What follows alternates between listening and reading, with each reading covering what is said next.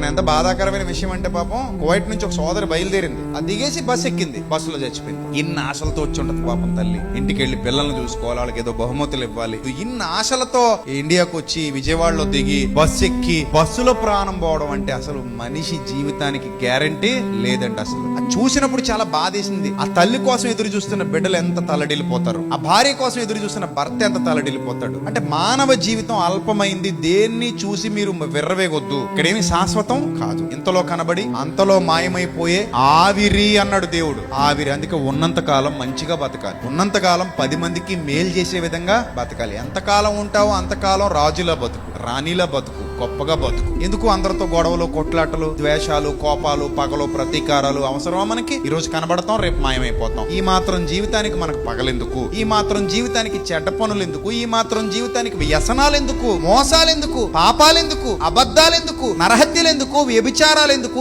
జారత్వాలు ఎందుకు? ఈ భయంకరమైన భ్రష్టత్వం ఎందుకు? అపవాది మాయలో పడిపోవడం ఎందుకు? నువ్వు ఉండేది కొంతకాలమే. ఈ కొంతకాలమైనా నువ్వు ఎలా ఉంటే బాగుంటది? మంచిగా ఉంటే బాగుంటది కదా. ఆయన వెలిగించిన దీపానివి నువ్వు.